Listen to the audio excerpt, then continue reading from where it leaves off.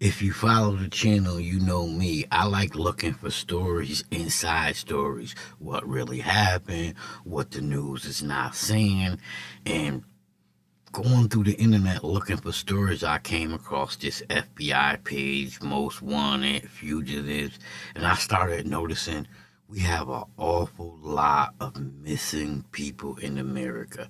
How can we have all these missing human beings? It's just crazy to me, and a lot of them is kids, and a lot of them, which surprisingly is adults. So I just started going through and clicking on names and looking for stories, and I clicked on this story right here. Let's get to it.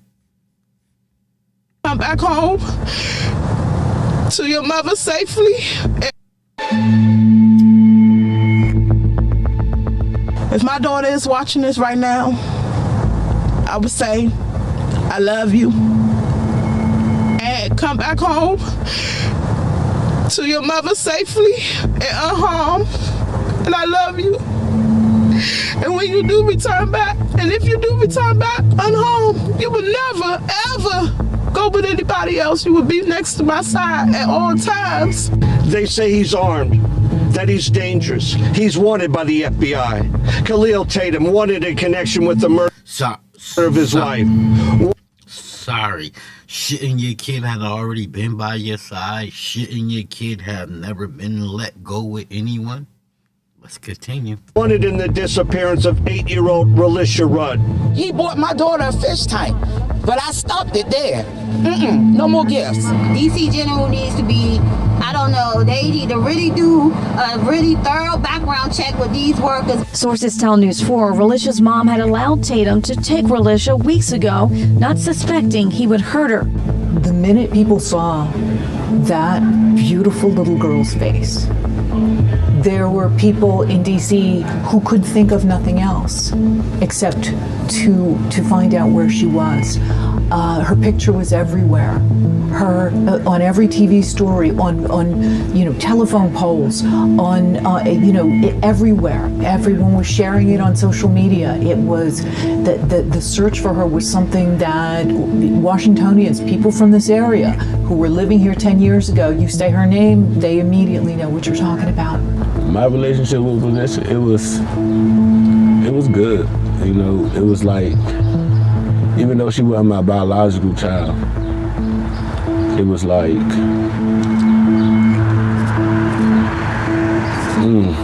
it's hard. It's really hard, but it was special in its own way.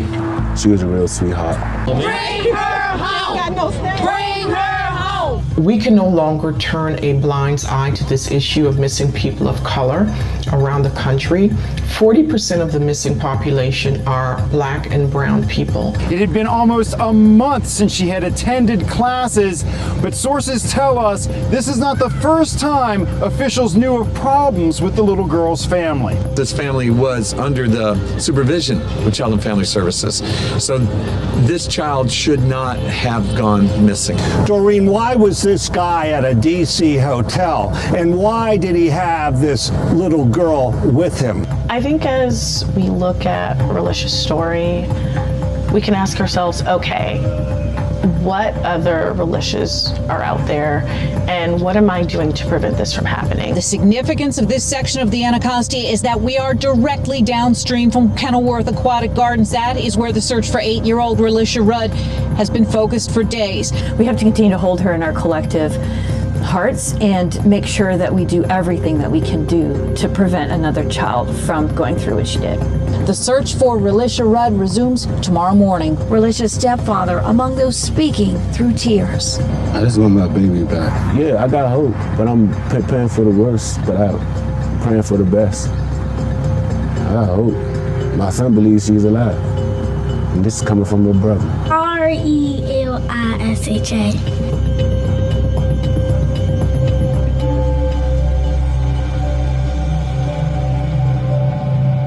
This is a confusing and disturbing story that spans both the district and Prince George's County. And at the center of it is an 8-year-old girl, with big, beautiful brown eyes. You can see her there. I remember being called to a scene of a homicide in Prince George's County at a motel in mid-March of that year. And we were told by Prince George's County Police that there was a deceased woman inside there. And through the next days and weeks, we learned this astonishing story of the disappearance of this little 8-year-old girl, Relisha Rudd. Late this morning, a distraught man, seen here in a red jacket, identified himself to officers as Relisha's father and spoke to them about what was going on. So when everything hit the fan, that's when I found out that she was really missing. You know, like, it was just in disbelief at that point. Like, she really missing. Oh my God, your baby. How can you go to sleep? Shamika told us that she was in Georgia with her teacher. The family says Relisha's mom always had a reason. So we see something's wrong with the story here. Something ain't right. This mother let her daughter go with this man and didn't report her daughter missing for 30 days? For 30 days? You got up and went to sleep for 30 days and your kid was gone? Missing? Not back home? Not in her room? Not in her bed sleep? Yeah, there's a story inside this story. To explain why the girl wasn't around. Relisha wasn't reported missing until Wednesday when Payne Elementary School alerted police. Investigators say Relisha may now be with a man named Kahlil Tatum, who works at a shelter where Relisha and her mom were living. I want to know why Shamika telling us so many different stories about the case and not being honest.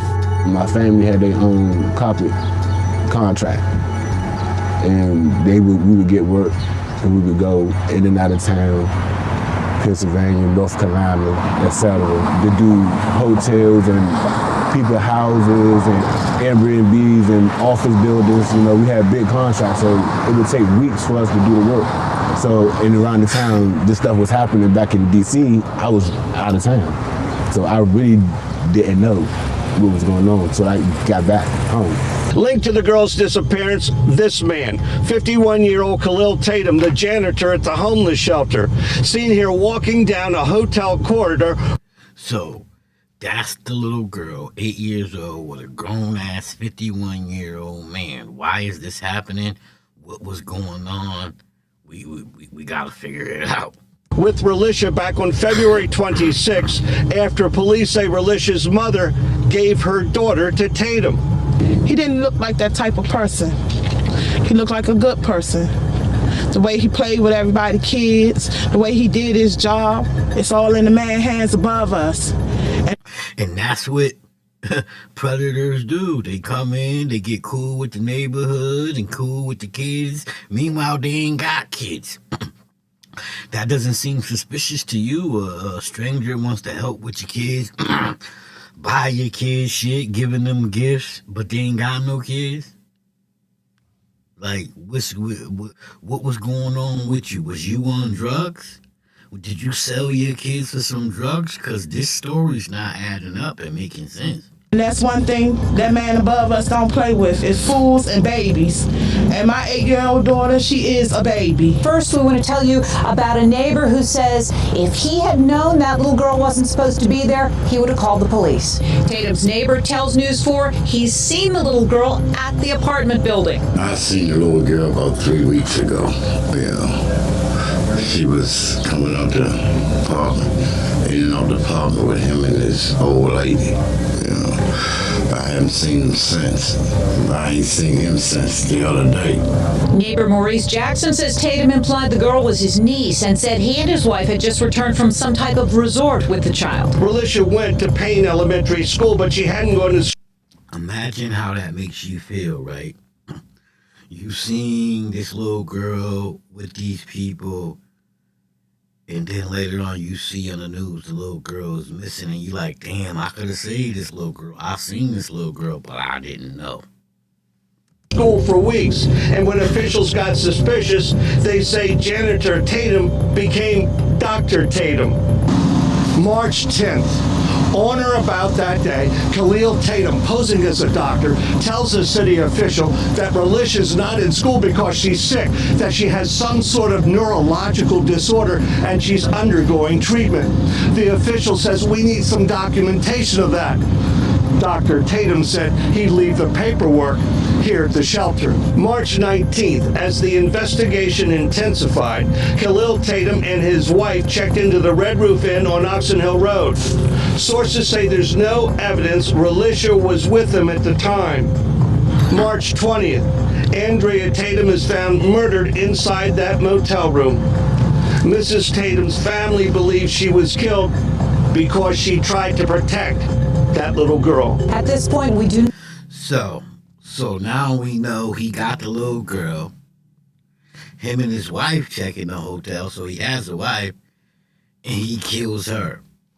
Did he kill her to hide that he had the little girl? Was the little girl more important to him than his grown wife? Which is crazy, but let's continue. Not know what, if any, type of vehicle Tatum may be driving. So we utilized all of our resources. We, contacted our team, and we were ready to go to help find and bring her home. And we wanted to amplify her case because we knew that someone knows something, or someone would know something, and we needed to find and bring her home. We cannot ignore the possibility that he may have killed her. They had found video of Tatum at a local Home Depot buying a shovel and construction-sized trash bags. And so that led to the search of the Kenilworth Aquatic Gardens. The man wanted for kidnapping an 8-year-old girl and killing his wife is found dead. Police say Tatum killed himself in the same park where they've been searching for Relisha Rudd for the last 5 days. Subsequently they dragged the Anacostia River near DC General. When they started tearing down DC General, they started unearthing parts of the building that hadn't been searched before, so that there were more searches. So months and even years after her initial disappearance, police were still conducting active searches whenever they got a tip or they had reason to believe that they might be able to find what they ultimately thought would have been her remains. But in the end, they never found any sign of the young girl who remains missing to this day. Social workers were...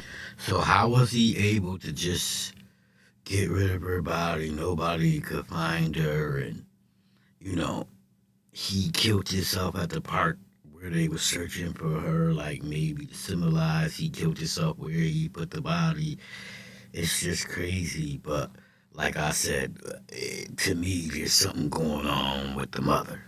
The mother did something, because if you could lay down for 30 days knowing your kid is gone and not call the police, yeah, you part of the problem. Aware of problems with Relisha Rudd and her family well before the 8-year-old girl was reported missing to police.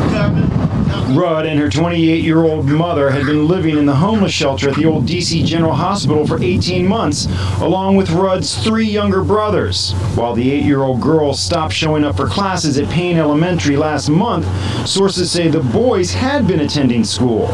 Multiple sources tell News 4 DC Child and Family Services had an active case working when the girl went missing, and 3 prior cases dating back to 2007. Those previous incidents found by Child and Family Services included a lack of food, insufficient shelter, medical neglect, inadequate supervision, and at least 1 report of the mother hitting one of her sons. Despite all those reports over the past 7 years, authorities never removed the children from their mother's custody until now. The 3 boys are now in the care of CFSA. One of the interesting things. So as you can see, the mother was already under investigation. There was already something going on. But it's just, this was back in the day. I don't know how easy it is or how hard it was. Nowadays, they take kids with no problem. But was this a situation where they waited too long? Could this girl have been saved if had they did more? About Relisha's story is that so much of it is cyclical. So her grandmother experienced trauma, her mother experienced trauma, her stepfather experienced trauma. When Relisha's mother was growing up, she faced homelessness and lived in a shelter with her mother and her siblings. At one point, she entered the foster care system and was taken away from her mother. And, you know, research shows that that has a really huge impact.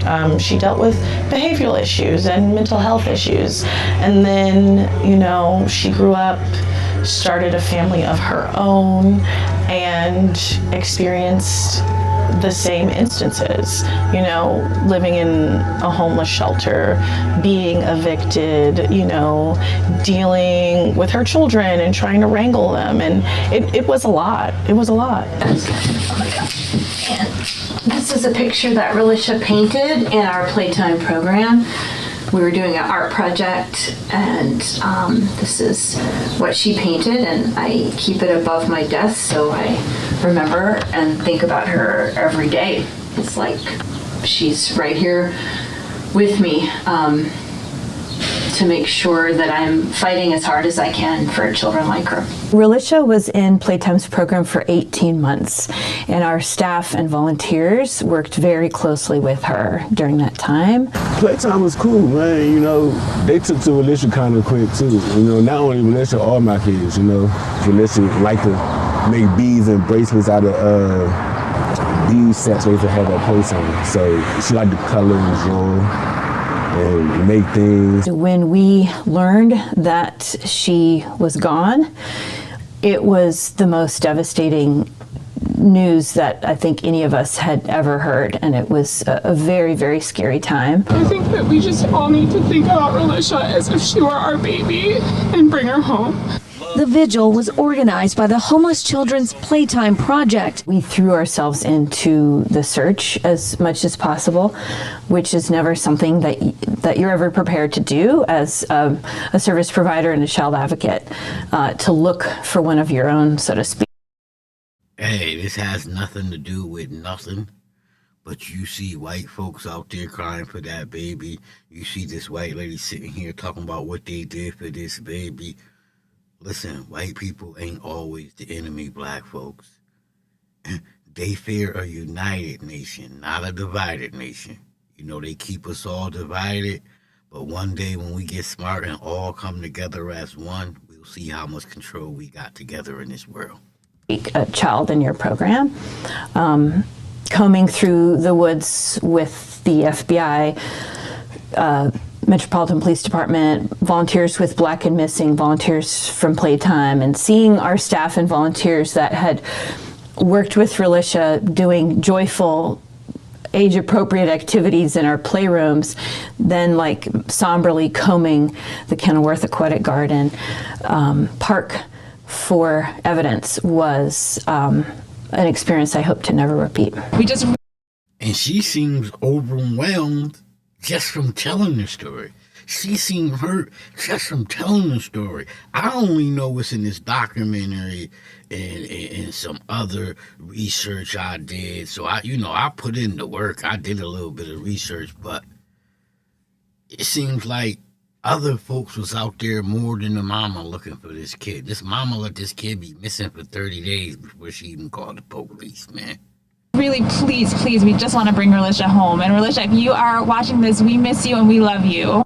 About the same time that this was happening, DC police started releasing the names of missing persons, missing children, in a different manner. And it made the public and the press think that there were all these children who were missing all of a sudden, when in fact, prior to Relisha Rudd, police had not. I just want to add this too. You know, I'm older. I'm 50 years old. Growing up back in my day, we thought we had it so bad. We thought, crime was bad. We thought people was racist. Can I tell you the honest truth? It was none of that. It's 10 times worse today than it was back then.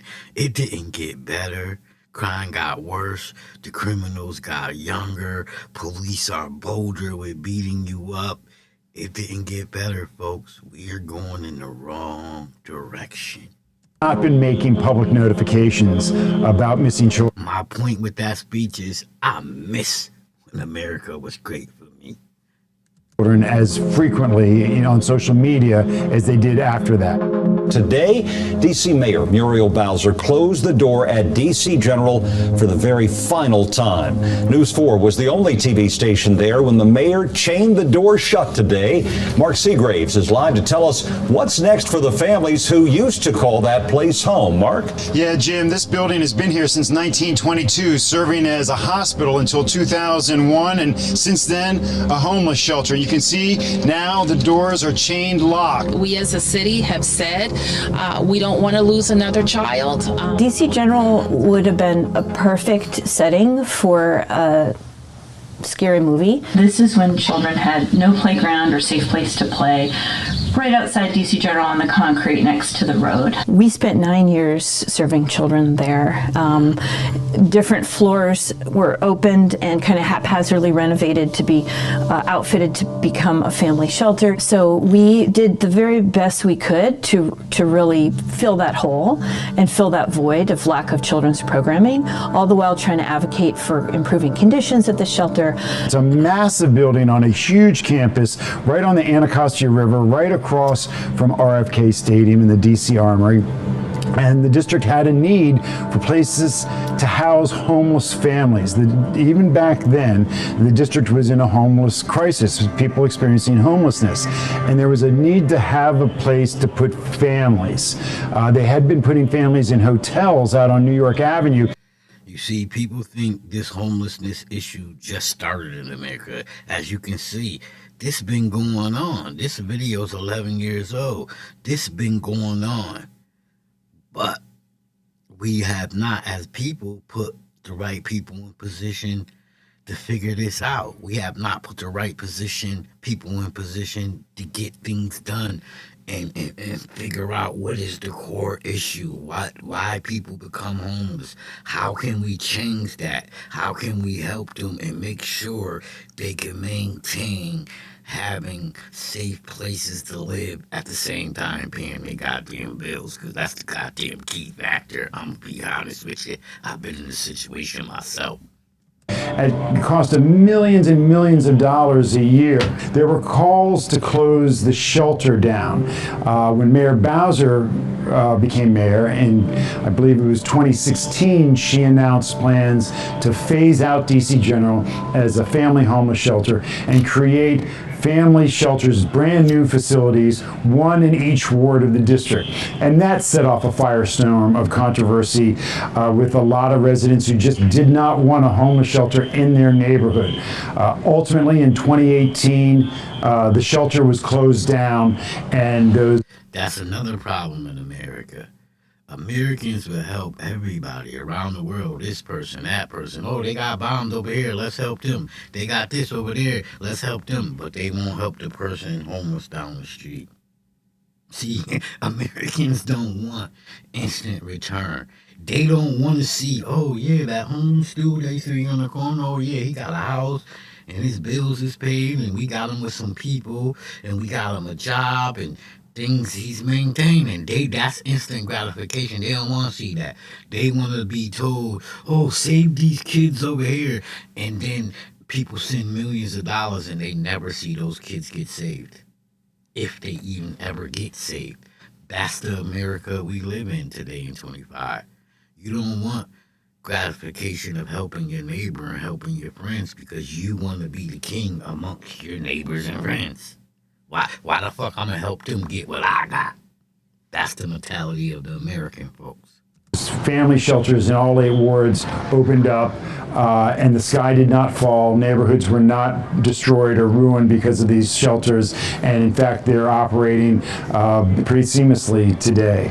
The new ward-based shelters are much smaller and did not have the same kind of program space that we were accustomed to at DC General, so we weren't able to fit into most of them. A through Z on these 3 sheets of paper. We definitely are still worried about a lot of our families, even as we try to meet them where they are in schools and communities and low-income housing complexes. We're doing our very best to pivot and serve families beyond the shelter doors and beyond their homelessness experience. So we're doing the best we can and are honored to continue continue to serve throughout DC and Prince George's County, where we moved 2 years ago?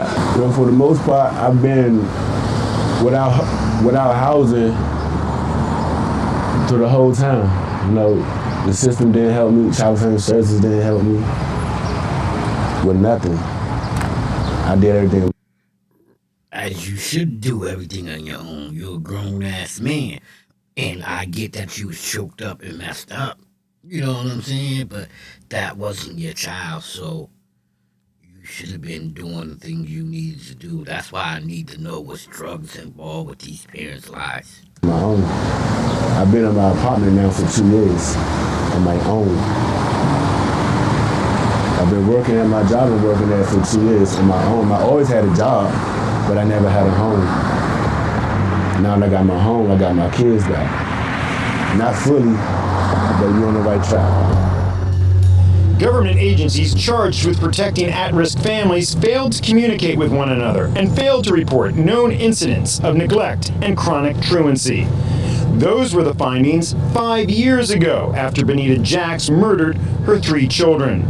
The same government failures were found to have occurred in those same agencies who were supposed to be monitoring Relisha Rudd.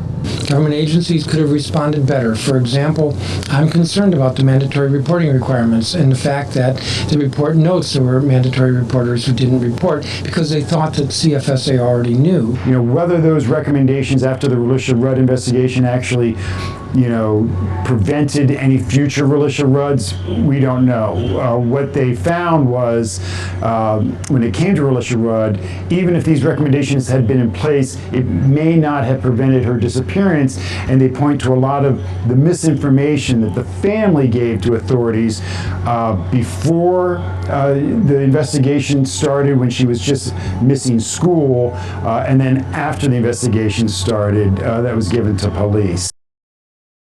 Right, so for 30 days, we knew she was missing school 5 days, because it's school only 5 days a week. Then we know she was missing for 10, 15, 20, and the proper investigations wasn't done, that no one was looking for this kid for 30 days. That's a crazy-ass situation. So, it was a tragic set of circumstances that played into this. Whether there was any real reform afterward, hard to say. There's much blame for everyone when it comes to Relisha Rudd. There were so many systems that not only failed her, but her family.